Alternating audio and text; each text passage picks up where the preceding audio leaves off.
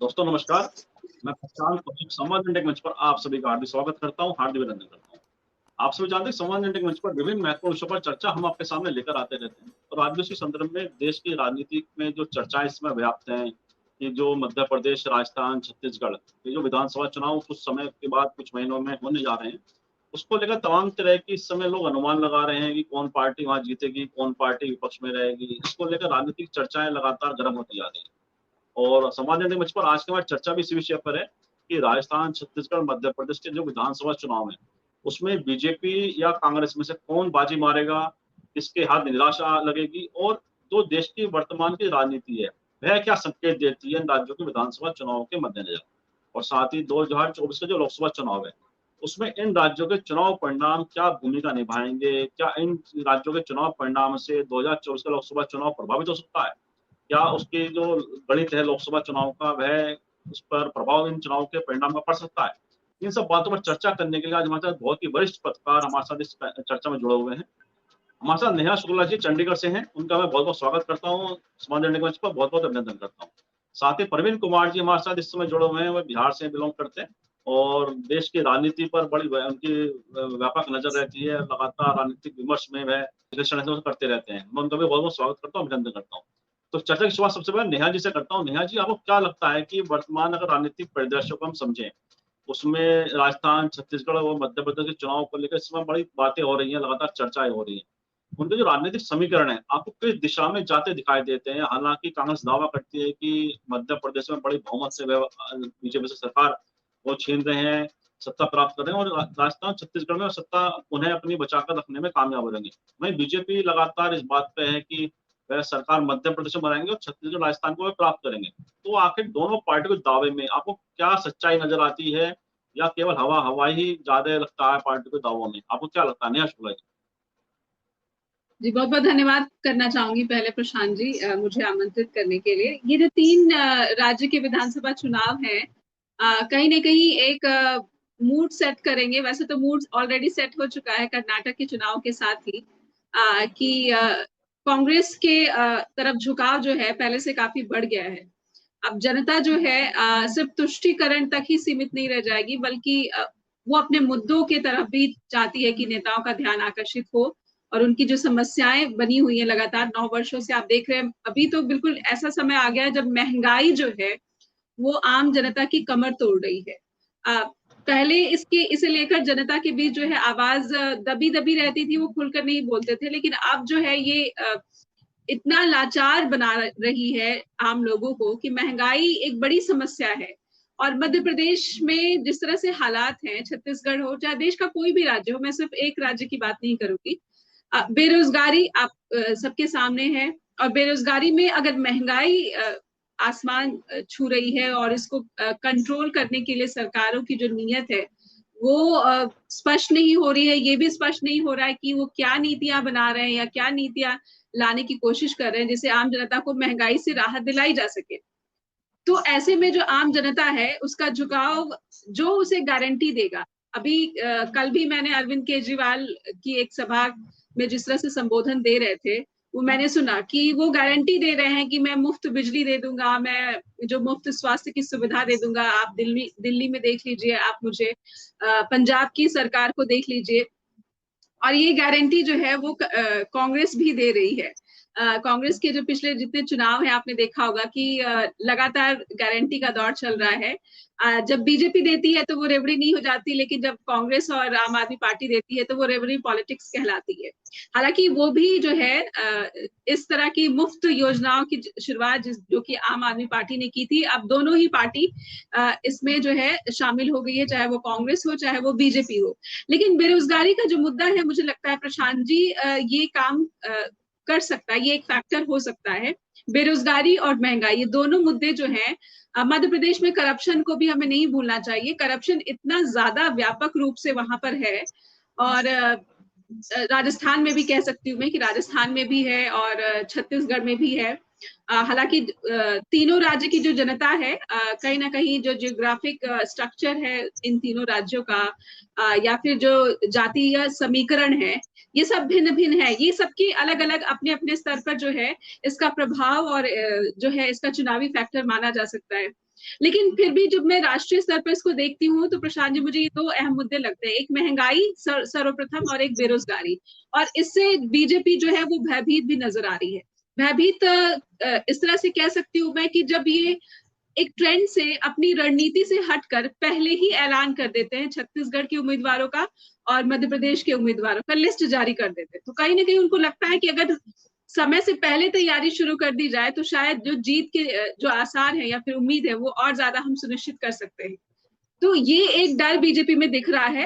हालांकि मध्य प्रदेश में जितनी भी मेरी बात हुई है, जितने भी वहां पर स्थानीय रूप से सक्रिय पत्रकार हैं, वो सब कह रहे हैं कि भ्रष्टाचार ने परेशान कर रखा है, बेरोजगारी ने परेशान कर रखा है। अभी इन्होंने 1 लाख भर्ती की बात कही थी, उसमें से 60,000 के लगभग इन्होंने भर्तियां निकाली भी, और उसमें से भी सिर्फ 43,000 भर्तियां ही की गई है।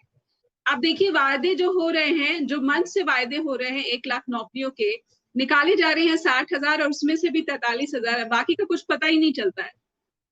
तो वादों पे बार बार आप पर यकीन जनता किस तरह से करे? मध्य प्रदेश में मुझे लगता है कि बीजेपी को ज्यादा एक बड़ा झटका लग सकता है, और छत्तीसगढ़ में भी करप्शन है और राजस्थान में भी।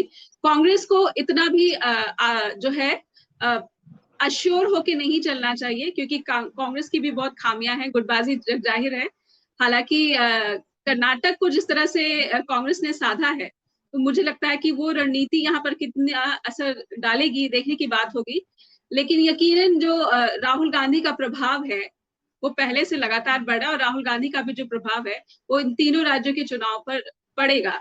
क्योंकि अब स्ट्रैटेजी राहुल गांधी की तरफ से जी भी मुझे थोड़ी सी सुधरी हुई लगती है। और जब से राष्ट्रीय अध्यक्ष बने हैं मल्लिकार्जुन खड़गे, तो उन्होंने भी अब तक राष्ट्रीय अध्यक्ष बनने के बाद जिस तरह से अपनी राजनीति दिखाई है, तो विपक्ष को एक मजबूती मिली है। और इंडिया अलायंस, ये एक पेच मुझे फंसता हुआ नजर आ रहा है, जब केजरीवाल, जिस हम तो हर मंच पर कहते हैं कि वो कब रंग बदल ले पता नहीं चलता, तो हमने दोनों सदनों में देखा, लोकसभा राज्यसभा में इंडिया अलायंस ने एकजुटता तो दिखाई, लेकिन उस एकजुटता का धन्यवाद करने के बाद केजरीवाल फिर से जुट गए कि हम ऐसे दल हैं कि इस तरह से कोई भी दल ने काम नहीं किया, कोई दल ऐसा नहीं है जो कि मुफ्त स्कूल खोलने की बात करता है या फिर स्वास्थ्य की बात करता है।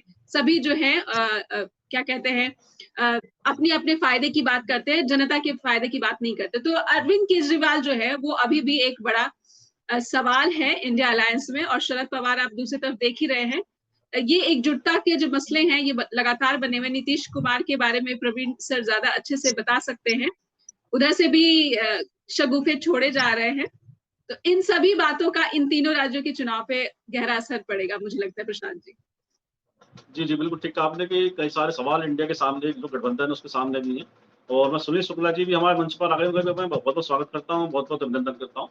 और मैं प्रवीण जी के पास आता हूँ। प्रवीण जी, जैसा नेहा जी ने कहा, उन्होंने कहा कि कांग्रेस को एज है मध्य प्रदेश के अंदर, और छत्तीसगढ़ राजस्थान भी ऐसा नहीं है कि उन्हें श्योर होकर नहीं बैठना चाहिए, क्योंकि चुनौतियां उनके सामने भी है।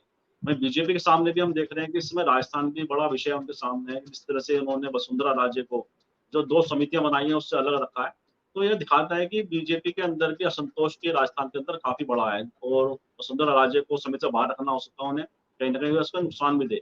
साथ ही मध्य प्रदेश में जिस तरह से अमित शाह लगातार दौरे कर रहे हैं, आज भी वह अमित शाह जी मध्य प्रदेश के दौरे पर है, तो ऐसे मध्य प्रदेश को लेकर भी चिंताएं बीजेपी की साफ जाहिर होती हैं। तो ऐसे में आपको क्या लगता है कि दोनों पक्ष में, कांग्रेस और बीजेपी के अंदर, दोनों तीनों राज्यों की बात करें, कौन सी पार्टी आपको बढ़त में दिखाई देती है? क्या लगता है आपको, कौन सी पार्टी फायदे में या कौन सी पार्टी नुकसान में? प्रवीण कुमार जी। जी नमस्कार सब लोगों को।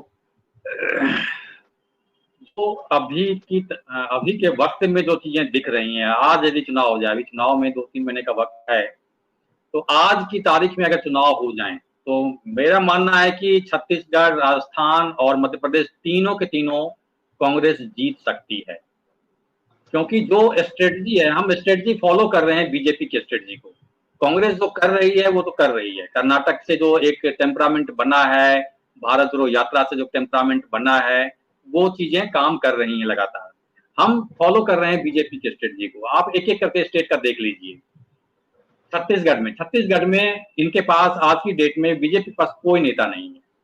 रमन सिंह पर्दे के पीछे जा चुके हैं। नंद कुमार साय थे, वो कांग्रेस में आ गए हैं। तो कोई ऐसा चेहरा जिसको आप मुख्यमंत्री के तौर पर पेश कर सकें, वो कोई एक चेहरा छत्तीसगढ़ में बीजेपी के पास नहीं है। और दूसरा कि बीजेपी की जो स्ट्रेटजी थी, हिंदुत्व वाली जो स्ट्रेटजी, वो उसको हाईजैक कर लिया है भूपेश बघेल ने। वो गाय के गोबर का भी वो मतलब खेल कर रहे हैं, और जो विकास का काम है, आदिवासी को लेके जो काम है, वो सब काम कर रहे हैं। तो वो बीजेपी के मुद्दे को ही हाईजैक कर लिए। छत्तीसगढ़ का तो मामला ऐसे ही खत्म है। आप आइए मध्य प्रदेश में। मध्य प्रदेश में जो चीजें अभी हो रही हैं, आपने नेता घोषित कर दिया एक तरह से शिवराज सिंह चौहान को, वहां मतलब उनके नेतृत्व में ही चुनाव लड़ा जाएगा, ये घोषित कर दिया है। नरेंद्र मोदी को या केंद्रीय आलाकमान जो है, उसको इस बात का डर है मध्य प्रदेश में चुनाव हम कमजोर, हमारा कमजोर है, बीजेपी का कमजोर है। क्योंकि आप देख रहे हैं समंदर पटेल जो सिंधिया के साथ जो भी लोग गए थे, लगभग लौट रहे हैं। तो ये क्या संकेत देता है? समंदर पटेल जिस तरह से लाव लश्कर के साथ आए हैं कल 2-3 दिन पहले ही, और कांग्रेस को ज्वाइन कर लिए हैं, ऐसे 2-3 नेताओं पहले भी आ चुके हैं ये इनके सिंधिया के साथ के। तो आने वाले समय में और भी लोग आएंगे। तो ये एक संकेत देता है। आप नरेंद्र मोदी को देखिएगा तो वो साफ इस बात को अपने चेहरे पर चुनाव वहीं लड़ेंगे जहां उनको जीत की गुंजाइश दिखेगी। कर्नाटक में उनको जीत की गुंजाइश दिख रही, इसलिए उन्होंने जीतोड़ मेहनत की और लड़े। क्योंकि जनता जब पलट जाती है तो पलट जाती है। तो मध्य प्रदेश में भी जैसे कर्नाटक में 40% कमीशन की बात कांग्रेस ने की, यहाँ 50% कमीशन खोड़ की बात कर रहे हैं, और इसमें 41 FIR हो गई प्रियंका गांधी के खिलाफ। तो ये क्या संकेत देता है? तो प्रियंका गांधी के खिलाफ 41 FIR एक कहीं न कहीं संकेत दे रहा है कि शिवराज सिंह चौहान को ये साफ लगने लगा है कि अब ये हमारे हाथ से सत्ता गई। तो इसलिए उन्होंने FIR कर दिया कि वो एक कांग्रेस को सिंपैथी गेन मिलेगा। मतलब जो हाल आप देखिएगा, यहाँ जो राजस्थान की बात जो करते हैं हम, तो राजस्थान में गहलोत और वसुंधरा का मतलब एक बहुत अच्छी केमिस्ट्री है, पॉलिटिकल केमिस्ट्री है। वो केमिस्ट्री अब यहाँ मध्य प्रदेश में भी एक खड़ा हो गया है, शिवराज सिंह चौहान और कमलनाथ के बीच। अभी पिछले दिनों ये भी सुनने में आया था कि कमलनाथ के बेटे की जो कंपनी है, अच्छे खासे बिजनेसमैन भी हैं कमलनाथ, तो उनके कंपनी को कोई बड़ा ठेका मिला है और शिवराज सिंह चौहान ने ये ठेका दिलवाया है। तो ये एक अंडरस्टैंडिंग क्या कहती है कि भाई आज हम तुम्हारा ख्याल रख रहे हैं, कल हमारा ख्याल रखना। तो ये जो एक समीकरण है मध्य प्रदेश में, वो संकेत इस बात का दे रहा है कि मध्य प्रदेश में शिवराज की सरकार जा रही है। अब हम आते हैं राजस्थान में। राजस्थान में शिवराज सिंह, राजस्थान में वसुंधरा राजे सिंधिया की बात करते हैं। वसुंधरा 2 कमेटी बनी है अभी पर, एक इलेक्शन मैनेजमेंट कमेटी और एक मैनिफेस्टो कमेटी। दोनों कमेटी में वसुंधरा राजे का कहीं कोई नाम नहीं है। एक कमेटी और बची है, वो है इलेक्शन कैंपेन कमेटी। कहते हैं कि इलेक्शन कैंपेन कमेटी का जो चेहरा होता है वही मुख्यमंत्री का चेहरा होता है। तो वो एक इंतजार बाकी है, और शायद इसीलिए वसुंधरा राजे ने कोई अभी रिएक्शन उस रूप में नहीं दी। तो वो आने वाले वक्त में पता चलेगा, लेकिन ज्यादा संभावना यही है, जिस तरह से जो उनकी ये नाम है इनका प्रहलाद जोशी का जो बयान आया है, उस बयान वो निराशाजनक है। उनके जो बोलने का जो एक टोन है, उस टोन से साफ लगता है कि वसुंधरा राजे को कोई जिम्मेदारी नहीं मिलने जा रही है। झारखंड का जिम्मेदारी उनको दे दिया गया है वसुंधरा राजे को। तो इसलिए तो वहां पर अगर वसुंधरा राजे को आप नेता के तौर पर खड़ा नहीं करेंगे, तो तय मानिए कि वसुंधरा सिंधिया अशोक गहलोत को अपना समर्थन दे देंगे इंटरनल तरीके से, आंतरिक तौर पर, और यही अशोक गहलोत के लिए फायदेमंद हो जाएगा। सचिन पायलट और अशोक गहलोत के बीच जो दीवार थी वो लगभग खत्म होती दिख रही है। उसमें मतलब किसी हर हाल में कांग्रेस को सत्ता चाहिए, इसलिए वो अभी तो दीवार खत्म कर देंगे, बाद में हो सकता है दीवार फिर पैदा हो जाए। तो ये कुल मिला के कहानी है 3 स्टेट की। जहां तक नया दिन बात की थी कि भाई ये इंडिया वाला मसला है, तो इंडिया वाला जो मसला है उसमें एक तमाम नेता जो है वो बड़ी रणनीतिक तरीके से काम कर रहे हैं। केजरीवाल बेशक छत्तीसगढ़ जा रहे हैं, दिल्ली में भी बोल रहे हैं कि भाई बीजेपी को हराएंगे 7 सीटों पर, और तमाम चीजें कर रहे हैं। शरद पवार का भी अपना एक स्टैंड है, अपना एक तरीका है कि वो फंसे हुए हैं। उनके भतीजे फंसे हुए थे तो बीजेपी में शामिल हो गए, वहां पर चले गए, उनकी सत्ता में सरकार में शामिल हो गए हैं। तो वो उनकी अपनी एक रणनीतिक स्ट्रेटजी अलग है, चाहते हैं उनके भतीजे भी आ जाएं और ये शरद पवार खड़े हो जाएं, क्योंकि शरद पवार के बिना उनका काम नहीं चल रहा, बीजेपी का काम नहीं चलने वाला, इसलिए उनको बार बार उनको जो भी कहा जा रहा है, समझाया जा रहा है, बुझाया जा रहा है, इसलिए बीजेपी और शरद पवार का जो स्टैंड है वो हमेशा ढूंढ रहा है, कोई आज की पहली बार नहीं है। बिहार की बात करेंगे तो नीतीश कुमार का जो मसला है कि नीतीश कुमार पर कोई दाग नहीं है, तो इसलिए नीतीश कुमार पर कोई सरकार, मोदी सरकार दबाव तो नहीं बना सकती है, लेकिन लालू यादव वाला मसला जो है वो फंसता दिख रहा है। उनको फिर से सुप्रीम कोर्ट में जमानत रद्द करने के लिए सीबीआई गई है। तो जो काम इंडिया के लिए मूल रूप से जो बैठ के कर रहे हैं पर्दे के पीछे, वो हैं लालू प्रसाद यादव। पूरा थॉट प्रोसेस और तमाम नेताओं से बात करना, सोनिया गांधी से मिलना, बात करना, या अखिलेश से बात करना, ममता से बात करना, ये सारा काम लालू यादव के जिम्मे है। और इसलिए लालू यादव को टारगेट सरकार कर रही है, केंद्र सरकार कर रही है। हो सकता है उनकी जमानत रद्द हो जाए, फिर जेल चले जाए। तो नीतीश कुमार इधर उधर भटकने वाले नहीं है। हाँ, ये है कि थोड़ा बहुत तो भाई जो काम को लेके आगे बढ़ता है तो उसकी एक तमन्ना तो होती ही, और तमन्ना है, और तमन्ना हो सकता है पूरी भी हो जाए कल को, क्योंकि शरद पवार का जो स्टैंड है वो दिख रहा है। ममता बनर्जी प्रधानमंत्री के कैंडिडेट तो नहीं हो सकते हैं। राहुल गांधी साफ तौर पर कह रहे हैं कि भाई हमें प्रधानमंत्री या इससे कोई मतलब नहीं है, हम तो भाई अपना काम करेंगे। तो नीतीश कुमार के चांसेज हैं आने वाले वक्त में, और नीतीश कुमार भी इस चीज को समझ रहे हैं, क्योंकि लालू यादव को तो बनना नहीं है। वो चाह रहे हैं कि भाई हमारा बेटा नीतीश कुमार यहाँ से फ्री हो जाए, केंद्र में चले जाए, तो नहीं, बेटा हमारा सीएम बन जाएगा यहाँ, तो उनकी अपने अलग स्वार्थ हैं। तो नीतीश कुमार कहीं जाने वाले नहीं है, और उनका बिल्कुल अंतिम पारी है। अब इसमें कहीं गुंजाइश नहीं, बीजेपी में बिल्कुल गुंजाइश नहीं है। तो इंडिया का जो मसला है वो मुझे अभी नहीं लगता है, अभी की तारीख में तो नहीं लगता है कुछ गड़बड़ है। हाँ, ये उठापटक जो होती है वो एक मैसेज देने के लिए होती है कि सब कुछ ठीक नहीं है, ताकि बीजेपी जो है वो उसमें स्ट्रांगली उसके खिलाफ एक्शन ना ले। तो कुल मिला के कहानी अभी 3 स्टेट को लेके यही है। लोकसभा का चुनाव अभी आगे आएगा तो फिर उसकी अलग स्ट्रेटजी बनेगी। तो पूर्ण रूप से ये कह सकते हैं कि नरेंद्र मोदी अभी 3 स्टेट में शायद खुद को अपने को चेहरा बनाने से परहेज कर रहे हैं, और राजस्थान में अभी देखना होगा कि वो अपना चेहरा रखते हैं या वसुंधरा राजे को चेहरा बनाते हैं। जी। तो जैसा आपने कहा कि अभी जो अनुमान है वो लगता है कहीं ना कहीं कांग्रेस के पक्ष में, आपको ऐसा लगता है। मैं सुनील जी के पास आता हूँ। सुनील जी, आपको क्या लगता है कि जो आपने सुनी करीम जी को भी, अगर नरेंद्र मोदी जी की राजनीति के दृष्टिकोण से हम बात करें तो जैसे शिवराज सिंह चौहान है मध्य प्रदेश में, वसुंधरा राजे राजस्थान में, रमन सिंह छत्तीसगढ़ में, जो बड़े नेता इनके, और तीनों से अगर हम देखें कहीं ना कहीं असहज मोदी जी की अपनी जो राजनीति के हिसाब से वो महसूस करते रहे असहज अपने को, तो ऐसे में क्या आपस में इनमें मतभिन्नताएं नेताओं के बीच में वह बीजेपी को नुकसान पहुंचा रही है इन 3 राज्यों में?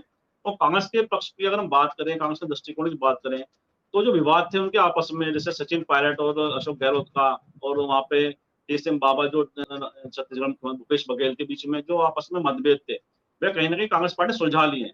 तो ऐसे में दोनों पार्टियों के आप किस तरह से राजनीति को आगे बढ़ते दिखते हैं, क्या लगता है आपको? धन्यवाद प्रशांत जी। एक तो विलम्ब से आने के लिए मैं क्षमा प्रार्थी हूँ। जी। और प्रवीण जी ने, नेहा जी ने जो बात कही उनके साथ उन्हीं की बात को मैं आगे बढ़ाना चाहता हूँ। जो स्थितियां हैं मध्य प्रदेश में, छत्तीसगढ़ में या राजस्थान में, अगर आप छत्तीसगढ़ की बात कीजिए तो क्या पिछले 5 सालों में छत्तीसगढ़ सरकार के खिलाफ, भूपेश बघेल के खिलाफ भारतीय जनता पार्टी का कोई आंदोलन आपको दिखाई पड़ा? कोई राजनीतिक मुहिम दिखाई पड़ी? कोई आक्रामकता दिखाई पड़ी? सरकार के छत्तीसगढ़ सरकार की नीतियों और कार्यक्रमों को लेकर के भारतीय जनता पार्टी के द्वारा कोई राजनीतिक आंदोलन दिखाई पड़ा? कहीं एक भारतीय जनता पार्टी भूपेश बघेल सरकार को घेर नहीं पाई पिछले पूरे 5 साल। जो 2018 का चुनाव था उसमें जबरदस्त गैप है, माने जितनी सीटें कांग्रेस ने जीती थी और जितनी सीटें भारतीय जनता पार्टी ने जीती थी, उन दोनों में बहुत अंतर है। आप ये कह सकते हैं कि 2019 का जो लोकसभा का चुनाव हुआ था उसमें सभी सीटें बीजेपी ने जीत लिया था, केवल 1 सीट कांग्रेस जीत पाई थी। लेकिन अगर 2018 का विधानसभा का चुनाव एक सामान्य राजनीतिक माहौल में हुआ था, तो 2019 का चुनाव सामान्य राजनीतिक माहौल में नहीं हुआ था। वो पुलवामा और बालाकोट के पृष्ठभूमि में हुआ था। एक अलग तरह का माहौल बना, इस कारण से संभवतः सफलता मिली। लेकिन 2019 के बाद से भी उस सरकार के खिलाफ, छत्तीसगढ़ की सरकार के खिलाफ भारतीय जनता पार्टी कोई माहौल नहीं बना पाई। आज भी भारतीय जनता पार्टी नहीं कह सकती है कि भूपेश बघेल को कहीं वो घेर पाई हो। उसके उलट भूपेश बघेल ने पूरे राज्य में अपने आप को जनता से जोड़ने का भरपूर प्रयास किया है। एक प्रो पीपुल सरकार चलाने की कोशिश की है और उनकी नीतियों और कार्यक्रमों के आधार पर आप ये कह सकते हैं कि उन्होंने लोगों के सशक्तिकरण का एक प्रयास किया है, जिसका रिस्पांस भी मिल रहा है। और अभी भी उस सरकार के खिलाफ कोई उस तरह की आक्रामक एंटी इनकम्बेंसी नहीं दिख रही है, बल्कि प्रो इनकम्बेंसी दिख रही है छत्तीसगढ़ में। तो छत्तीसगढ़ में तो कोई लड़ाई दिखती नहीं है अभी तक। बीजेपी ने जरूर कोशिश की कि वहां कुछ उम्मीदवारों को उन्होंने पहले घोषित कर दिया, और जो उम्मीदवार घोषित किए गए हैं वह उम्मीदवार प्रभावशाली है। वह कहीं ना कहीं इधर उधर मतलब जीते हुए उम्मीदवार है। चाहे भूपेश बघेल के खिलाफ जो उनके भतीजे को खड़ा किया गया वो स्थानीय सांसद हैं, या अन्य जिन लोगों को उन्होंने खड़ा किया है वो ऐसे नेता हैं जिनकी छत्तीसगढ़ में एक पकड़ है, एक पहचान है भारतीय जनता पार्टी की ओर से। अब ये कितना कारगर होगा ये तो आने वाला समय बताएगा। लेकिन मुझे व्यक्तिगत तौर पर और लोगों से बातचीत करके भी छत्तीसगढ़ में कोई मैंने भूपेश बघेल सरकार के खिलाफ कोई नकारात्मक छवि दिखाई नहीं पड़ती है। मध्य प्रदेश में अगर आप आइए, मध्य प्रदेश में भारतीय जनता पार्टी बिखरी हुई पार्टी नजर आ रही है। भारतीय जनता पार्टी ने भी अभी तक शिवराज सिंह चौहान साहब को अपना मुख्यमंत्री पद का चेहरा नहीं घोषित किया और किसी को घोषित नहीं किया। यह जो सरकार है जिसके ऊपर भ्रष्टाचार के कई आरोप लगे हैं, उन आरोपों से यह सरकार बाहर निकलती हुई दिखती नहीं है। लोगों को यह विश्वास नहीं दिला पा रही है कि जो भ्रष्टाचार के आरोप हैं वो बेबुनियाद है। वो भ्रष्टाचार के जो आरोप हैं वो राजनीतिक रूप से प्रेरित हैं और चुनाव के मद्देनजर किए गए हैं। यह इसलिए यह भ्रष्टाचार का आरोप चस्पा होता चला जा रहा है कि इस आरोप को किसी राजनीतिक दल ने नहीं लगाया है, वहां के आम ठेकेदारों ने लगाया है। उनकी चिट्ठी वायरल हो रही है, हालांकि सरकार कह रही है कि यह चिट्ठी फर्जी है और उस चिट्ठी के ही आधार पर प्रियंका गांधी के खिलाफ, कमलनाथ के खिलाफ और जो वहाँ कांग्रेस के अध्यक्ष हैं उनके खिलाफ मुकदमे दर्ज कराया है, 41 मुकदमे। मुझे तो आश्चर्य हो रहा है कि अभी 10-12 जिले बचे हुए हैं मध्य प्रदेश में, वहां क्यों नहीं दर्ज करा दिया, केवल 40 पे आके क्यों रुक गए लोग। लेकिन इस मुकदमेबाजी से भी कांग्रेस का कोई नुकसान नहीं होता दिखता, क्योंकि कांग्रेस भ्रष्टाचार को लेकर के लगातार हमलावर है मध्य प्रदेश में। आप याद कीजिए प्रियंका गांधी की जो पहली सभा हुई थी जबलपुर में, जिन्होंने नर्मदा पूजन के बाद एक सभा की थी, उस सभा में लगभग 200 भ्रष्टाचार के मामलों का उल्लेख किया था और ये कहा था कि सरकार पूरी तरह से भ्रष्टाचार में डूबी हुई है। दूसरी सभा उनकी याद कीजिए जो उन्होंने ग्वालियर में संबोधित किया था और साफ साफ से कहा था कि मैं ज्योतिरादित्य सिंधिया के खिलाफ कई बातें कर सकते हूँ, आपको सुनने भी अच्छा लगेगा, लेकिन मैं व्यक्तिगत हमले नहीं करना चाहती, सरकार को जिम्मेदार ठहराते हैं। और उन्होंने भ्रष्टाचार के कई मामलों को गिनाया था, वो भी आप याद कर लीजिए। और एक बात निकलती चली जा रही है, अब आकर के जिस चिट्ठी को फर्जी बताया जा रहा है, जिसके आधार पर कांग्रेस के नेताओं पर मुकदमा दर्ज किया गया, अगर आपको याद हो तो उसी चिट्ठी को शिवराज सिंह चौहान ने भरी सभा में पढ़ा था। एक इस तरह की चिट्ठी लिखी गई है जो इसकी हम जांच कराएंगे, क्या करेंगे और फर्जी है क्या है। लेकिन उस चिट्ठी को मुख्यमंत्री जी ने पढ़ा था, उसमें उन्होंने नहीं कहा था कि फर्जी चिट्ठी। अब उस चिट्ठी को आप फर्जी बता रहे हैं क्योंकि वो आपके खिलाफ जाने लगी। तीसरी चीज कि भारतीय जनता पार्टी मध्य प्रदेश में बिखरी हुई है। शिवराज सिंह चौहान साहब की एक भाजपा है, ज्योतिरादित्य सिंधिया साहब की एक भाजपा है, नरोत्तम मिश्रा साहब की एक भाजपा है, नरेंद्र सिंह तोमर साहब की एक भाजपा है, बी.डी. शर्मा साहब की एक भाजपा है, आरएसएस के नेताओं की एक भाजपा है, मतलब कई भाजपा है वहाँ। और उन सभी भाजपा को एकजुट करने में अभी तक बीजेपी हाईकमान सफल नहीं दिख रहा है। जो अगली बात, 2018 के चुनाव में भी वहाँ का जो जनादेश था वह भाजपा के खिलाफ था। भाजपा की तुलना में कांग्रेस को ज्यादा सीटें मिली थी और अधिकांश क्षेत्रों में, जो जिसको आप मध्य प्रदेश के क्षेत्र मानते हैं, चाहे वो ग्वालियर चंबल का इलाका हो, चाहे वो बुंदेलखंड का इलाका हो, चाहे वो महाकौशल का इलाका हो, और चाहे वो महाराष्ट्र से सटे हुए छिंदवाड़ा का इलाका हो, या ये इंदौर निमाड़ का इलाका हो। सभी इलाकों में केवल बुंदेलखंड को छोड़ करके भारतीय जनता पार्टी के खिलाफ मजबूत प्रदर्शन किया था कांग्रेस ने। विंध्य का इलाका ऐसा था जिसे भारतीय जनता पार्टी ने कांग्रेस को बुरी तरह से पछाड़ा था, और वहां यहां तक कि अर्जुन सिंह के पुत्र अजय सिंह राहुल भी चुनाव हार गए थे। एक बड़ा बढ़िया परफॉर्मेंस दिया, जबकि परंपरागत रूप से जो बुंदेलखंड का इलाका है वो सोशलिस्टों का क्षेत्र रहा है और कांग्रेस का इलाका माना जाता रहा। लेकिन 2018 के चुनाव में बीजेपी को अच्छी सफलता मिली। अन्य इलाकों में कांग्रेस ने अपनी मजबूत उपस्थिति दिखाई थी और अच्छा प्रदर्शन किया था। लेकिन उस सरकार को तो बीजेपी के सरकार के देश के खिलाफ इन्होंने तोड़ फोड़ करके सरकार बनाई। तो जो कांग्रेस और बीजेपी का समर्थक नहीं है उसको भी बीजेपी का की जो यह कार्रवाई थी उसको उन लोगों ने अच्छे से स्वीकार नहीं किया। इसका खराब संदेश गया। हो सकता है कि सीमित लोग हों, लेकिन एक समाज के एक बड़े वर्ग में इसका डाउन द लाइन मैसेज अच्छा नहीं गया। इस बात को लेकर भी लोगों के मन में आक्रोश है। एंटी इनकम्बेंसी मध्य प्रदेश में है और उस एंटी इनकम्बेंसी को यह सरकार दूर करने में अब तक सफल नहीं दिखाई पड़ रही है। अभी उन्होंने 40 से कितने सीटें डिक्लेयर कर दिया जिसमें एक आप ध्यान रखिए कि जितने उम्मीदवार बनाए गए हैं सब हारे हुए उम्मीदवार हैं। एक उम्मीदवार ऐसा नहीं है जो हाल के किसी चुनाव में वो जीता हुआ हो। दूसरी चीज आप ये भी याद कर लीजिए कि वहां का राजनीतिक माहौल क्या है कि जो 25-26 लोग भारतीय जनता पार्टी में शामिल हुए थे कांग्रेस को छोड़ करके, कांग्रेस से इस्तीफा देकर, विधानसभा से इस्तीफा देकर के जब उपचुनाव हुआ उसमें 8 लोग उपचुनाव हार गए थे और वहां पे कांग्रेस जीत के दोबारा चली आई थी। उनमें से अभी जो उन सीटों में जो अभी सीट बीजेपी ने डिक्लेयर किया उसमें 2 लोग ऐसे हैं जिनको बीजेपी ने टिकट नहीं दिया। वहां भी विद्रोह की स्थिति आ गई।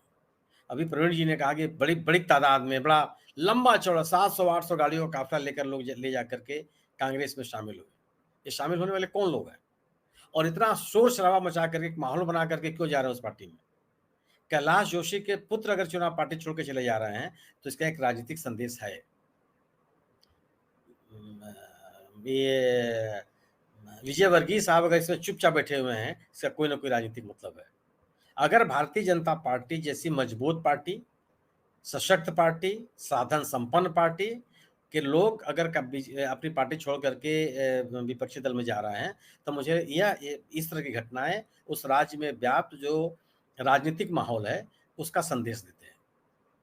भारतीय जनता पार्टी के खिलाफ कांग्रेस ने जिस मजबूती के साथ अपने को प्रस्तुत किया है मुझे लगता है कि बीजेपी अभी बैकफुट पे है। हालांकि आज अमित शाह जी ने वहाँ सरकार का रिपोर्ट कार्ड पेश किया हुआ है और उन्होंने पूरी कमान अपने हाथ में ले ली है। कई बीजेपी के वरिष्ठ नेता भूपेंद्र यादव जैसे लोग वहाँ पहुंच चुके हैं चुनाव प्रबंधन के लिए। लेकिन तमाम प्रबंधन के बीच में सबसे बड़ा आवश्यक है कि जन समर्थन आपके बीच में हो, आक्रामक जन समर्थन आपके बीच में हो। अगर ग्वालियर नगर निगम का चुनाव पहली बार भारतीय जनता पार्टी चुनाव हार जाती है और कांग्रेस जीत जाती है तो इसका कोई ना कोई राजनीतिक संदेश लिया जाना चाहिए। यह अनायास नहीं है। ज्योतिरादित्य सिंधिया के होने के बावजूद, ज्योतिरादित्य सिंधिया साहब एकमात्र सिंधिया परिवार के सदस्य हैं जिनको पराजय का मुंह देखना पड़ा है। उस परिवार का कभी कोई व्यक्ति चुनाव नहीं आ रहा है, चाहे विजय राजे सिंधिया हो, चाहे वसुंधरा राजे सिंधिया हो, चाहे यशोधरा राजे सिंधिया हो और चाहे माधवराव सिंधिया हो, कोई चुनाव नहीं आ रहा है। अगली बात, भारतीय जनता पार्टी के नेता माननीय प्रधानमंत्री जी जिन मुद्दों पर बीजेपी पे आक्रामक रहे हैं उन सभी मुद्दों पर कांग्रेस के खिलाफ उन मुद्दों पर मध्य प्रदेश में उलझे हुए हैं। जैसे सबसे बड़ा परिवारवाद का मुद्दा, परिवारवाद के मुद्दे पर जितने परिवार के लोग यहाँ पे मध्य प्रदेश में चुनाव में है, मैदान में है, भारतीय जनता पार्टी के बड़े पदों पर है, परिवारवाद का वो आपका आरोप भी सही नहीं साबित होता। भ्रष्टाचार का जो आरोप लगाते रहे कांग्रेस पर, सबसे जितने मैंने एक बड़ा घोटाले का आरोप लगा था व्यापम का घोटाला, उस घोटाले का की परिणति आज तक सामने नहीं आई। क्या हुआ? और वह घोटाला केवल रुपए पैसा घोटाला नहीं था, वह लोगों के अधिकारों को छीनने का भी घोटाला था, योग्य व्यक्तियों के हक को मारने का भी घोटाला था। जो आरक्षण से लाभ पाने वाले लोग थे, ओबीसी और दलित लोग, उनके हक को मारने का भी घोटाला है वो, और उसमें भी आप मौन है, आज तक आपने कुछ बोला नहीं। भ्रष्टाचार की अगर आप बात करते हैं तो मध्य प्रदेश में कई परियोजनाएं हैं सड़क परियोजनाओं से लेकर के बांध परियोजनाओं तक जो अधूरी पड़ी हुई हैं उनका काम रुका पड़ा हुआ है। तो आप ये कह सकते हैं कि रीवा से लेकर के और रतलाम तक पूरे मध्य प्रदेश में एक माहौल है बीजेपी के खिलाफ। अभी कितना इसको संभाल पाते हैं तो आने वाला दिन बताएगा।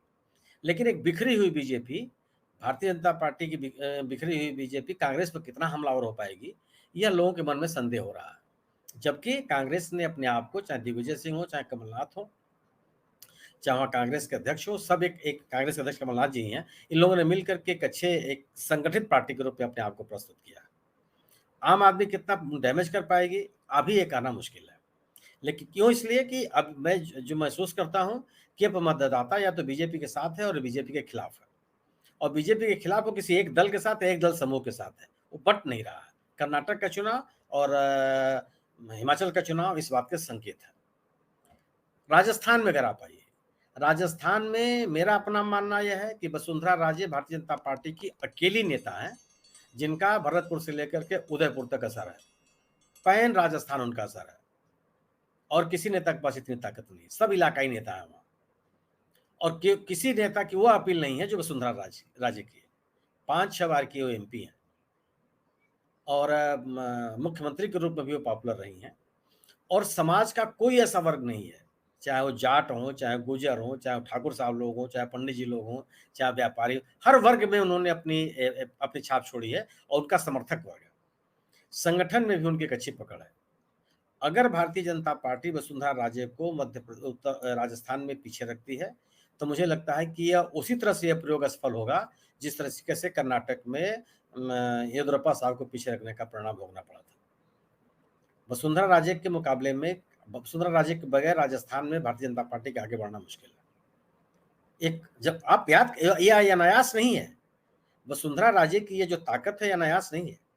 आप याद कीजिए कि वसुंधरा राजे को भैरव सिंह शेखावत ले गए थे वहां राजनीति में, और जसवंत सिंह, इन दो बड़े पराक्रमी नेताओं के छत्र छाया से निकल करके वसुंधरा राजे ने अपनी पहचान बनाई है, और चुनाव दर चुनाव राजस्थान जीत दर्ज कराती रही है वो बीजेपी को। एक पार्टी को स्थापित किया इन दोनों नेताओं की गैर मौजूदगी में भी। वो अच्छा भी किसी के नहीं है, और वहां भी बीजेपी बटी हुई है। वहां शेखावत साहब अलग घूम रहे हैं, जो लोकसभा के माननीय अध्यक्ष जी हैं ओम बिरला जी, भी मुख्यमंत्री पद के दावेदार हैं। जो संसदीय कार्य मंत्री जी हैं वो भी वहाँ के दावेदार हैं। जो पुराने सूचना मंत्री जी थे राठौर साहब, वो भी अपने आप को मुख्यमंत्री से कम नहीं मानते हैं। तो कितने मुख्यमंत्री पार्टी बनाएगी? तो वहाँ भी जो एक एकजुटता बीजेपी के साथ होनी चाहिए थी, वो नहीं दिखती। और सबसे बड़ा नुकसान मानता हूँ प्रयोग के तौर पर, अगर इन्होंने वसुंधरा किनारे किया तो पार्टी को नुकसान होगा, मेरी समझ है, मैं गलत भी हो सकता हूँ। दूसरी तरफ कांग्रेस के अंदर जो मत मतांतर थे, कांग्रेस ने अपने आप को मजबूत कर लिया। पिछले कई महीनों से आप पायलट साहब का कोई भी बयान कांग्रेस के खिलाफ नहीं देख रहे हैं। सचिन पायलट और अशोक गहलोत दोनों मिल करके एक होकर के कांग्रेस को की लड़ाई लड़ रहे हैं, और कांग्रेस के नेतृत्व ने, खासतौर से अशोक गहलोत ने जो प्रो पीपुल अपनी नीतियां बनाई हैं, उसका अच्छा असर है। जो उन्होंने अभी हाल के दिनों में पिछले कई महीनों से जो महंगाई राहत शिविर चला रहे हैं पूरे राजस्थान में, उससे जो उनका पब्लिक कनेक्ट बढ़ा है, मुझे लगता है कि वो अभी इस पार्टी का सरकार के पक्ष में एक बड़ा कदम है। चाहे जिस तरीके से भारतीय जनता पार्टी अपनी बात कहती है आयुष्मान भारत को लेकर कि एक बड़ा लोगों के स्वास्थ्य का ध्यान रखने के लिए उन्होंने एक चलाई, और 15 लाख रुपए तक का उन्होंने चिकित्सा के सहयोग की बात कही। 25 लाख राजस्थान सरकार दे रही है, और आयुष्मान में तो यह शर्त है कि आप बीपीएल परिवार के। जो राजस्थान का स्वास्थ्य योजना है उसमें कोई भेद नहीं है, हर जाति, बिरादरी, आय वर्ग, रिहायश, कोई भी व्यक्ति वो राजस्थान का नागरिक है उसको दे रहे हैं। बिजली की राहत उनकी पहले से चल रही है। 100 यूनिट का उन्होंने राहत देना शुरू कर दिया, और 200 यूनिट पर वो 50% का राहत देते हैं। 750 रुपए की राहत तो बहुत पहले से देते चले आ रहे हैं। तो जो प्रो पीपुल पॉलिसी की अगर आप बात करें, 500 रुपए का जो उनका सिलेंडर का, गैस सिलेंडर की जो योजना है, उसकी जबरदस्त अपील है। एक जो गरीब और कमजोर वर्ग के लोगों के लिए राहत पहुंचाने या गरीबी में मदद करने की जो कोशिशें हैं, माने सिलेंडर को अगर आप 500 रुपए में दे रहे हैं तो इस महंगाई में किसी छोटे परिवार के लिए बहुत बड़ी राहत है। आर्थिक सहायता अलग से दे रहे हैं आप। दूसरी तरफ भारत की सरकार जो आप देते हैं 6,000 रुपया किसानों को सम्मान निधि, वह एक दिन का कितना रुपया पड़ा? 17, 18, 20 रुपया। इससे अधिक तो उसकी लागत नहीं आती ना, कीमत नहीं आती। 20 रुपया पर डे दे करके आप क्या कर लेंगे? और 6,000 दे करके और 1,000 रुपया आप 1,100 रुपया आप सिलेंडर में वसूल ले रहे हैं। कोई ऐसी चीज नहीं है जीएसटी में कितना रुपया आप वसूल लेते हैं। महंगाई की जो स्थिति है उस पर आप बात करने के लिए तैयार नहीं है। तो ये जो महंगाई है, बेरोजगारी, ये जो माने पूरे देश का ये इशू है, या इन राज्यों में भी इसका असर पड़ रहा है।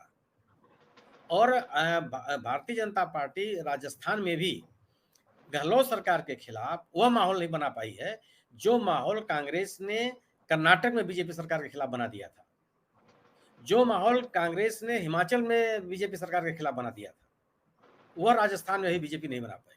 और उसका सबसे बड़ा कारण है नेतृत्व की कमी। स्थानीय स्तर पर जो नेता हैं उनको प्रोत्साहित करने के पीछे एक तरह का संकोच। तो मेरा अपना मानना यह है कि तीनों के तीनों राज्यों में चुनाव कौन जीतेगा, कौन हारेगा, सब आने वाला समय बताएगा। लेकिन कांग्रेस भारतीय जनता पार्टी के खिलाफ मजबूती से मौजूद है और सत्ता को बनाए रखने या सत्ता को छीनने में तत्पर है, वो दिखाई दे रही है। जी बिल्कुल, आपने बड़ा विस्तृत उसका विश्लेषण किया। मैं नेहा जी के पास आता। नेहा जी, आपको क्या लगता है कि जो एक वेलफेयर स्टेट की जो कल्पना की जाती है और जो आपने भी कहा था कि पहले मुद्दे महंगाई, बेरोजगारी, तो सुनील जी ने बड़ा विस्तृत तरीके से उसका पूरा विश्लेषण किया कि कौन से मुद्दे ऐसे हैं जो आम आदमी को प्रभावित करते हैं। जब महंगाई का बड़ा विषय है और राजस्थान सरकार ने कहीं ना कहीं इसमें कुछ ऐसी योजनाएं लाई हैं जो आम आदमी को राहत दे रहे हैं। तो जो वेलफेयर स्टेट की हम बात करते हैं कि राजस्थान में अशोक गहलोत ने अपनी नीतियों से कहीं ना कहीं आम आदमी को टच किया है। और ये जो प्रभाव है पिछले 6 महीने की राजनीति की हम बात करें, जैसे राजस्थान में कांग्रेस फंसी हुई दिखाई दे रही थी, आपस में विवाद दिखाई दे रहे थे, तो 6 महीने के अंदर काफी बदलाव है कांग्रेस के अंदर दिख रहा है। और ऐसी अन्य स्टेट में भी, जब मध्य प्रदेश की बात की, दिग्विजय और कमलनाथ के बीच अच्छा समन्वय है, और छत्तीसगढ़ में भी एक समन्वय दिखाई देता है वरिष्ठ नेताओं में। तो ऐसी जो संकेत है कांग्रेस के पक्ष में, क्या बेहतर माहौल बना रहे हैं, क्या लगता है आपको? माहौल तो बहुत समय से बन रहा है, लेकिन हाँ, अब आक्रामकता जो है वो बढ़ गई है पहले से। और बड़ी भी इसलिए है क्योंकि अब जनता जो है शायद ध्यान ज्यादा देने लगी है। विपक्षी नेता पहले एक ऐसी भावना होती थी कि विपक्ष के मुंह से निकली जो भी बात थी वो सिर्फ और सिर्फ सत्ता विरोधी मानी जाती थी, लेकिन अब विपक्ष जब भी बोलता है तो कहीं ना कहीं वो लोगों को प्रभावित भी कर रहा है और इसका असर देश के हर कोने में देखने को मिल रहा है। अभी कल ही मैं पढ़ रही थी, मूडीज रेटिंग एजेंसी है, उसने एक बहुत ही अहम बात कही है। एजेंसी ने कहा है कि अगर भारत में ये मणिपुर हिंसा जैसे जो मामले हैं, इसको लेकर तनाव को कम नहीं किया गया, राजनीतिक असहमति पे अगर अंकुश नहीं लगाया गया, तो दीर्घकालिक जो है नुकसान उठाना पड़ सकता है। और अभी दो सालों में तो जो है प्रदर्शन अच्छा रहेगा आर्थिक स्तर पर भारत का, लेकिन आगे जो है लंबे समय का दीर्घकालिक जो आर्थिक तरक्की है उसको बड़ा नुकसान पहुंच सकता है। ये चेतावनी मूडीज ने जारी की है और इसको बहुत हल्के में नहीं लेना चाहिए और मुझे लगता है कि विपक्षी दल इसको बखूबी समझ रहे हैं। और इन सभी मसलों का जनता लंबे समय से जो है परेशान है और जनता को सिर्फ हिंदू मुसलमान की जो बातें हैं वो रोटी नहीं दे सकती है, ना ही उनकी परेशानी। शिक्षा आज के दौर में कितनी महंगी हो गई है, आपके आज सिलेंडर जो, जैसा कि सुनील सर ने कहा, आपका सिलेंडर कितना महंगा हो गया। और ये बात देखिए, हरियाणा में तो जो पीएम आवास बनाया गया था, पीएम आवास को ही बुलडोजर से गिरा दिया गया। मतलब जो सरकार है वो अपनी कार्रवाई के पीछे इतनी आश्वस्त हो जाती है, वो ये भी नहीं देखती कि आप जो कार्रवाई कर रहे हैं कहीं आपके ऊपर उल्टा तो नहीं पड़ रहा है। और इन सब बातों का असर अब, क्योंकि सोशल मीडिया पहले से बहुत ज्यादा पावरफुल हो गया है, इन सब बातों का असर अब सीधे सीधे जनता तक हो रहा है।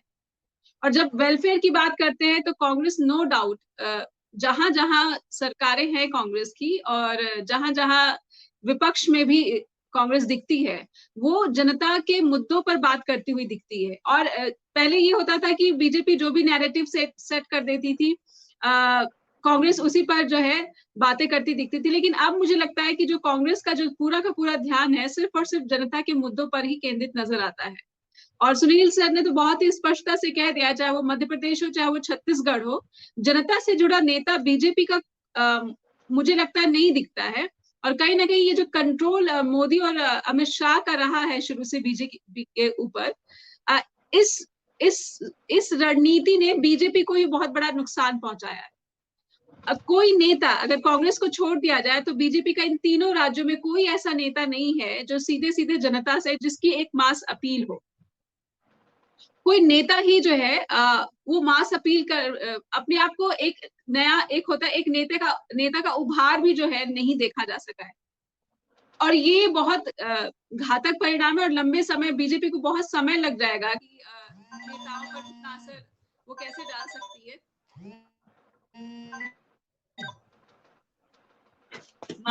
फोन आ गया था।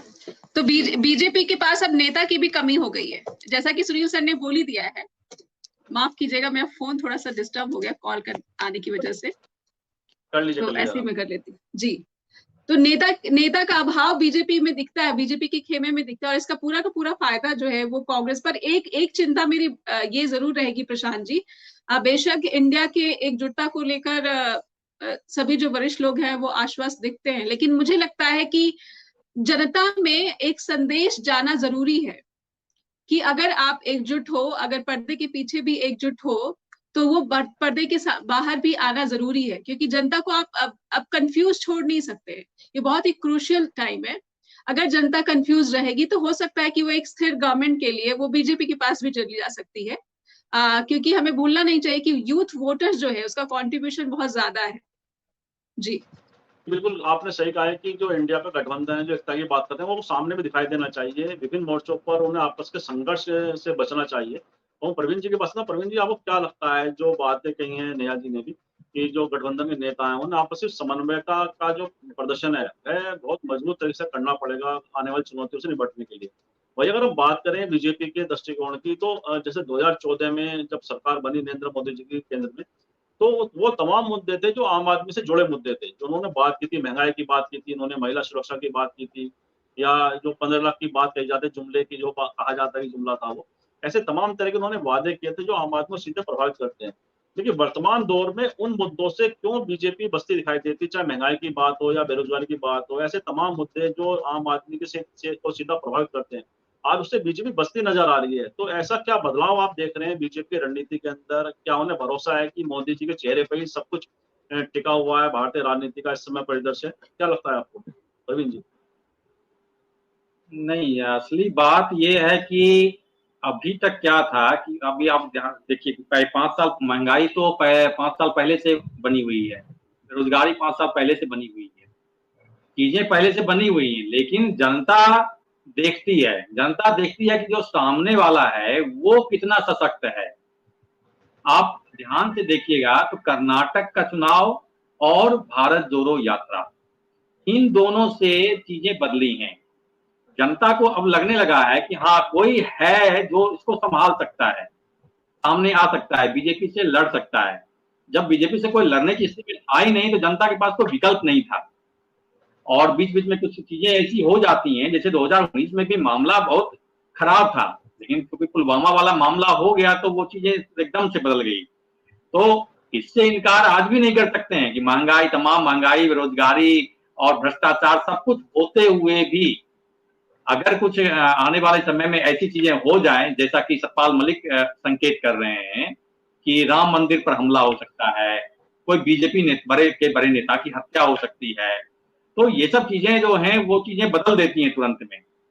लेकिन इतना तय है कि महंगाई, बेरोजगारी का जो मुद्दा है वो जनता को प्रभावित करने लगा है। जनता अब बोलने लगी है, बोलने इसलिए लगी है कि उसको सामने दिख रहा है कि एक इंडिया है, एक कांग्रेस है, एक राहुल गांधी है। तो मूल बात यही है, और इसके अलावा कुछ और है नहीं। चीजें बदली, मतलब बदलाव की तरफ चीजें बढ़ रही हैं। आप देखिएगा तो मीडिया भी अब बदली है। तमाम मीडिया हाउस, जिसको आप गोदी मीडिया कहते थे, चाहे रिपब्लिक टीवी लीजिए, चाहे इंडिया टुडे लीजिए, चाहे आज तक लीजिए, सब लोग अपने अपने तरीके से चीजों को सवाल खड़े कर रहे हैं, अब सरकार के सामने सवाल रख रहे हैं।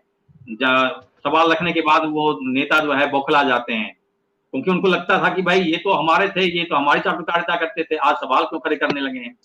तो क्योंकि अब मीडिया को भी जनता के साथ आगे बढ़ना है, तो वो कहाँ जाए। जनता जब अगर मतलब बीजेपी से अलग हो रही है तो उनको भी जनता के साथ खड़े होना पड़ेगा।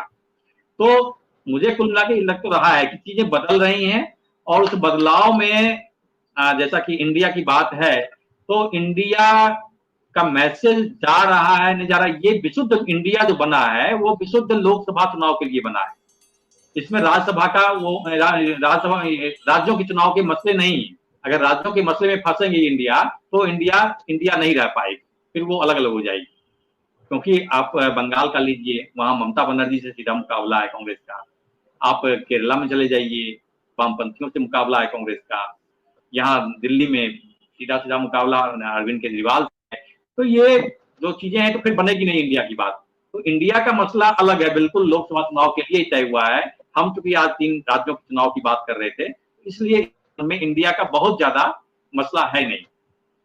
जहां तक आप वेलफेयर स्टेट की बात कर रहे हैं, तो वेलफेयर स्टेट में निश्चित रूप से भूपेश बघेल और ये राजस्थान में अशोक गहलोत ने काफी काम किया है। जनता का जो अधिकार है, जनता के जो हक हैं वो मिले, इसकी दिशा में काफी काम हुए हैं। और इस दिशा में चीजें मतलब इसको लेके कांग्रेस के प्रति एक रुझान लोगों में बढ़ा है। जी जी जी जी। इसमें मैं जोर जैसा देना आपने चाहती हूँ कि अभी कांग्रेस की सरकार हिमाचल प्रदेश में त्रासदी के बीच जिस तरह से रिस्पॉन्ड कर रही है, लोगों के बीच जाके यहाँ पे रेस्क्यू जी। ऑपरेशन चल रहा है, इसका भी एक बहुत पॉजिटिव जो है असर देखने को मिल रहा है। आमतौर पर देखा जाता है कि लोग क्रिटिसाइज करने लगते हैं कि आपने समय रहते जो राहत नहीं पहुंचा या फिर एक्शन नहीं लिया, इतनी बर्बादी हो गई। लेकिन जो मुख्यमंत्री सुक्खू हैं, उनकी कार्यशैली को और उनकी तत्परता और उनकी जो त्वरित कार्रवाई, इन सब का काफी जो है लोग पसंद कर रहे हैं और उनको अपने बीच पाकर बहुत खुश भी हैं। तो इन सब बातों का भी जो असर है वो दूसरे राज्यों के चुनाव पर पड़ता है। जी जी जी, बिल्कुल ठीक कहा कि ये जो आम आदमी है वह अपने से जुड़ा नेता चाहता है, और नेता की अगर संवेदनशीलता आम आदमी से जुड़ती है तो उसका बड़ा व्यापक असर पड़ता है, इसमें कोई दो राय नहीं। मैं सुनील जी के पास आता हूँ कार्यक्रम के अंत में। और सुनील जी, आपको क्या लगता है, बात हुई कि नेताओं का जो जुड़ाव है आम आदमी के साथ, और राहुल गांधी की जो पिछले 1.5 साल की जो उनकी राजनीतिक यात्रा, उसमें हम देखते हैं कि जो संवेदनशीलता जो उनकी दिखाई दी है आम आदमी के साथ, और बहुत सारे ऐसे वीडियो इस समय 2-3 दिन मतलब कुछ समय से वायरल हो रहे हैं, चाहे विक्रेता रामेश्वर जी के साथ या एक बाइक मैकेनिक के साथ उनकी बातचीत है। तो ऐसे तमाम तरह की बातें, हरियाणा की किसान परिवार की महिलाओं के साथ उनका जो एक पारिवारिक मिलन उनका हुआ, तो ऐसे जो बातें आ रही हैं उससे एक आत्मीयता का जो प्रदर्शन हुआ है राहुल गांधी जी और उनके परिवार के द्वारा, तो ये बड़े नेताओं का आत्मीयता से भरा व्यवहार, आम आदमी इस तरह से नेताओं का व्यवहार चाहता है। और जो राजनीतिक रूप से अगर हम बात करें नरेंद्र मोदी जी की, वह उन मुद्दों से क्यों बच रहे हैं जो आम आदमी से जुड़े मुद्दे हैं, सीधे चाहे महंगाई हो, बेरोजगारी हो, जो इस तरह की बातें सारी।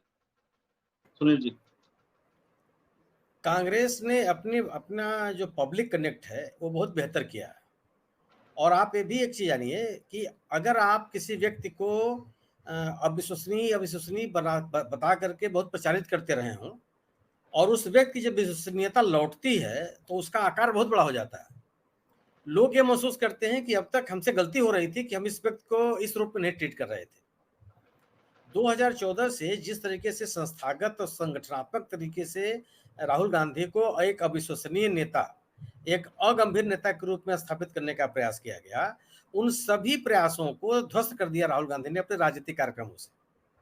तो जो आम व्यक्ति भी, मतलब राजनीतिक कार्यकर्ता नहीं था, आम व्यक्ति जो महसूस करता था कि नहीं राहुल गांधी तो बड़ा नॉन सीरियस पॉलिटिशियन है, उसको लगता है कि नहीं मैंने गलत धारणा बना रखी थी। और दूसरी चीज कि राहुल गांधी की जिनसे मुलाकात हुई है, आप याद कीजिए जब इनकी यवतमाल में कलावती से मुलाकात हुई, जो आदिवासी महिला है वहाँ की, महाराष्ट्र की, और या अभी मुलाकात इनकी हुई कर्नाटक के चुनाव में जो डिलीवरी बॉयज हैं उनसे, या हरियाणा में जो अभी खेत में धान के रोपाई करती हुई महिलाओं से या किसानों से इनकी मुलाकात हुई। राहुल गांधी ने कभी इन मुलाकातों के बारे में किसी से चर्चा नहीं की सार्वजनिक रूप से। आप एक बयान नहीं दिखा सकते हैं कि कलावती से मिलने के बाद किस तरह की सहायता कलावती के परिवार को दिया था राहुल गांधी ने, इसकी चर्चा राहुल गांधी ने कभी नहीं की, कांग्रेस ने कभी नहीं की। पत्रकारों ने उसकी रिपोर्ट जरूर छापी थी उस समय, लेकिन अभी अविश्वास प्रस्ताव के दौरान जब सम्मानित गृह मंत्री जी ने आरोप लगाया कि कलावती से मिलने के बाद उसका सब कुछ कल्याण मोदी सरकार ने किया, तो तथ्य सामने आ गए कि कलावती का पूरा परिवार निकल के बोला कि हमें जो कुछ भी मिला है, अगर मेरे पास घर है, मैं अपने परिवार को पाल पाई, मैं अपने बच्चों को बड़ा कर पाई, उसके पीछे राहुल गांधी है। अब कर्नाटक के चुनाव में जिन डिलीवरी बॉय से उनकी मुलाकात हुई, उन सबों ने अपने भविष्य को लेकर के चिंता व्यक्त की कि हम दौड़ते भागते रहते, लेकिन मुझे पता नहीं था कि कल हमारा कैसा रहेगा। कर्नाटक की सरकार आई और उन डिलीवरी बॉयज को बीमा के तहत एक संरक्षण दिया। ये सरकार ने नियम बनाया। आप इन महिला किसानों से मिलिए हरियाणा में, इनकी बात भी उन डिलीवरी बॉयज को कोई आश्वासन दिया है राहुल गांधी ने? यह बात सार्वजनिक रूप से नहीं कही गई थी। राहुल गांधी ने भी ये नहीं कहा कि हमने कोई पहल किया या क्या किया, लेकिन एक बात था, इस चर्चा में थी और एक कार्रवाई हो गई और उन डिलीवरी बॉयज ने कहा कि राहुल गांधी से उन्होंने इस तरह की चर्चा की थी। हरियाणा की महिलाओं की बात कीजिए आप। हरियाणा की उन महिलाओं में से एक महिला ने उनसे कहा कि मुझे आंख से दिखता नहीं है, मुझे शाम होने के बाद दिखाई नहीं पड़ता और मैं बहुत इलाज कराई, मुझे कोई फायदा नहीं हुआ। उन महिलाओं ने कहा कि हम 70-80 किलोमीटर दूर रहते हैं दिल्ली से, लेकिन हम अभी आज तक दिल्ली नहीं गए, देखे नहीं कि दिल्ली कैसी होती है। राहुल गांधी ने भी इसकी चर्चा नहीं की, लेकिन उन महिलाओं को वो दिल्ली ले जाना, अपने घर पे बुलाना और वह महिला जो अपनी आंख की समस्या की बात कर रही थी, उसका इलाज करवाना। एक इंडिविजुअल महिला है, वो कोई समूह नहीं है, लेकिन उस महिला की व्यक्तिगत समस्या को सुनना और उसको रिस्पॉन्ड करना, इससे एक बड़ा संदेश जाता है। रामेश्वर से कोई राहुल गांधी की रिश्तेदारी नहीं है, राहुल गांधी जानते भी नहीं है। उन्होंने बाद में कहा भी, जो उनका वीडियो वायरल हो रहा है जिसमें उन्होंने कहा है, कांग्रेस के उसके ऊपर है, वो वेबसाइट पे वीडियो अवेलेबल है। उन्होंने, राहुल गांधी ने रामेश्वर से कहा कि जब मैंने आपका वीडियो देखा था तो मुझे बहुत खराब लगा था, ये शब्द है उनके। राहुल गांधी आजादपुर सब्जी मंडी में गए इन्हीं ठेले वालों से मिलने के लिए, और जो गरीब सब्जी विक्रेता है, कोई बात नहीं, उन्होंने सबसे मिले, 3-4 घंटा रहे, भी नहीं कि आधा घंटा गए वो फोटो खिंचवा चले आए। अच्छी खासी मुलाकात हुई और उन्होंने वहां भी रामेश्वर के बारे में लोगों से पूछा। मेरी अपनी समझ ये कहती है कि रामेश्वर का राहुल गांधी से मिलना मेरे लिहाज से उतना महत्वपूर्ण नहीं है। मेरे लिहाज से वह महत्वपूर्ण है जब रामेश्वर राहुल गांधी से मिलने की इच्छा व्यक्त करते हैं, बात करने की इच्छा व्यक्त करते हैं, कि एक ऐसा आदमी विपक्ष के उस नेता से मिलना चाहता है जिसके पास कोई ताकत नहीं है, वो एक सामान्य सांसद है, अपनी जिस पार्टी का सदस्य है उस पार्टी में भी कोई पदाधिकारी नहीं है, सरकार उसकी सुनती नहीं, बल्कि सरकार ने उसको बेघर कर दिया था। उस नेता से इस रामेश्वर ने मिलने की इच्छा, यानी बात करने की इच्छा व्यक्त की। यह भी एक छोटी सी घटना है, लेकिन एक छोटी घटना में एक बहुत बड़ा राजनीतिक संदेश है कि समाज का में एक ऐसा वर्ग है जो राहुल गांधी से जुड़ना चाहता है, राहुल गांधी के प्रति एक आशा भरी निगाह से देख रहा है, और वह सरकार से निराश हुआ है। और ये सभी जो माहौल बना है उसमें राहुल गांधी की अपने जो राजनीतिक कोशिशें हैं, जिसमें उल्लेख किया नेहा जी ने और प्रवीण जी ने भी, कि वह जो उनकी भारत जोड़ो यात्रा, लोगों से मिलने की कोशिशें, स्थानीय नेतृत्व को तरजीह और जनता से जुड़े हुए जो मुद्दे हैं उनको संबोधित करने का प्रयास। ये जो जैसे राजस्थान का महंगाई राहत शिविर है, जिसे मुख्यमंत्री का सीधे सीधे जाना, महंगाई राहत शिविर में आने वाले लोगों से पार्टी का कनेक्ट, एक डिजिटल तरीका उसको अपनाना कि सब आपस से जुड़िए और जो आपकी समस्या मुझे बताइए, और उन समस्याओं से, उन लोगों से बात करके उनकी समस्याओं को निदान की कोशिश, पार्टी के स्तर पर भी, सरकार के स्तर पर भी। तो आप अपने आप को जोड़ लेते हैं लोगों के साथ। लोगों को लगता है कि एक व्यक्ति है, एक सरकार है, एक पार्टी है जो हमारी चिंता कर रही है। वह आपके सशक्तिकरण की बात करती है, आपके भावनाओं को नहीं उभारती कि आप अवर्ण है, सवर्ण है, हिंदू है, मुसलमान है, अल्पसंख्यक है, बहुसंख्यक है, इसकी बात नहीं करती। वह आपके सशक्तिकरण की बात करती है कि आपके पास पैसा है, आपकी आय बढ़े, आपकी उपज की अच्छी कीमत मिल जाए। तो यह जो गतिविधि है वो समाज की अर्थव्यवस्था को भी सुधारती है और उस परिवार के लिविंग स्टैंडर्ड को भी बेहतर करती है। 2,000-1,500 रुपए के दे देने से अगर आपका आप अपनी आप निजी ज़रूरतों को पूरी कर लें और जीवन जीने की ज़रूरतों के अतिरिक्त आप अपने खर्चे जुटा लें, ये बड़ा सहयोग है। तो चाहे 500 रुपए का सिलेंडर का देना हो और चाहे लोगों की उपज छत्तीसगढ़ में धान खरीद लेना हो, चाहे किसानों से उनका गोबर खरीद लेना हो और उसका पैसा देना हो, तो आप एक सशक्तिकरण का प्रयास है। अगर एक सामान्य आदमी के बारे में सोचिए, आप अपने को रख के वहां सोचिए कि अगर आपको ये लगता है कि अगर हमारे घर में कोई बीमार पड़ेगा तो उसके निःशुल्क इलाज हो जाएगा, ये सामान्य बात नहीं है। आप अस्पताल में और डॉक्टर से मिल के बात कीजिए ना कि आपके ऊपर क्या बीतती है, डॉक्टर की खुद की फीस कितनी है और दवाओं की कीमतें कितनी बढ़ी हैं। एक आंकड़ा में कहीं पढ़ रहा था कि 400% तक दवा की कीमत बढ़ी है। तो क्या जो इस व्यक्ति को आप 10 किलो अनाज या 5 किलो अनाज दे रहे हैं वो बीमार नहीं पड़ता? उसको आना जाना कहीं नहीं होता, उसके उत्सव समारोह नहीं मनाए जाते, उसको बच्चों की पढ़ाई लिखाई नहीं करानी है, उसको अपने बुजुर्गों को एक सामाजिक सुरक्षा नहीं देनी है, इनकी चिंता कौन करेगा? और क्या इनकी चिंता करती हुई ये सरकार दिखाई पड़ती है जो मध्य प्रदेश में है या जो केंद्र में है? ये लोगों के मन में एक आक्रोश है और इन मूल्यों के अपने विश्लेषणों के आधार पर लोग ये तय कर रहे हैं कि किसके साथ जाना है, कौन व्यक्ति जनता से जुड़ करके जनता के हित में सोचने की बात कर रहा है। तो ये राजनीतिक गतिविधियां और गवर्नेंस का अपना एक तरीका, इसने एक माहौल बनाया है। और जो इंडिया दल समूह ने अपने आप को इस सरकार के खिलाफ मजबूती से प्रस्तुत किया लोगों के सामने, जिसके बाद प्रवीण जी ने कहा कि विकल्प मिलने लगा और इस विकल्प ने लोगों को और जागरूक किया। कर्नाटक में लोगों को विकल्प दिखाई पड़ा, बड़ी तादाद में लोग निकल कर वोट दिए और बीजेपी को सत्ता से बाहर कर दिया। ऐसी सत्ता सब बनाई कि आप तोड़ फोड़ करके उस सत्ता को, इस सरकार को नहीं तोड़ सकते हैं जो आपने पिछली बार कर्नाटक में किया था।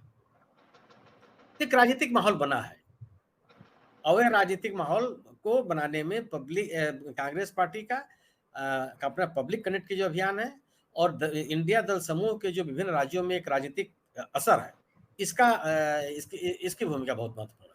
और मुझे लगता है कि ये सभी जो पूरा परिवेश है एक टोटलिटी में आगे आकर के 2024 के चुनाव को प्रभावित करेगा।